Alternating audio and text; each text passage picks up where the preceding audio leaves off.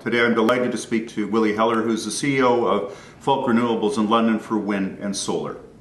So Willie, you're the CEO of a wind and solar power company, one of the biggest ones in the world focused on Europe. What's new these days with wind and solar power in Europe? So a lot of things going on in Europe these days, particularly given the financial crisis and the fact that governments are running large austerity programs.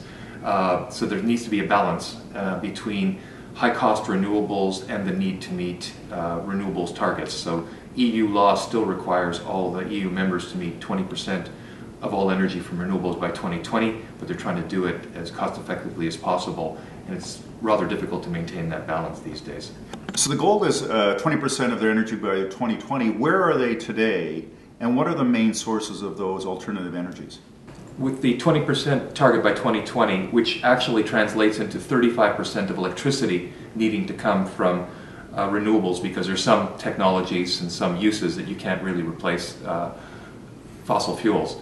The big sources are going to be coming from wind power, onshore, brand new sector coming offshore wind, which will be very large, and solar. The costs are dropping very quickly, so that's making it more cost effective. It's traditionally been a very high cost of renewable power, but it's coming down very quickly, very nicely these days. What percentage of energy is it? Currently, total energy within the EU is probably running between 10 and 11%. Now that's very difficult to get to 20 because we started at about 8 because you count in the hydro assets.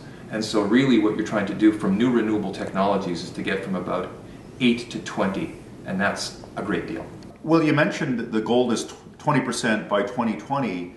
Where are we today in 2011? How are we doing on that target? Cost dynamics are very different between wind and solar. They're both coming down quickly. In wind, it's just very simple.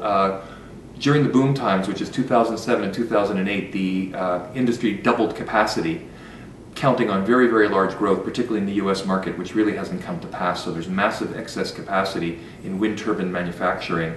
And so costs have come down, prices have come down approximately 20% over the last 2 years.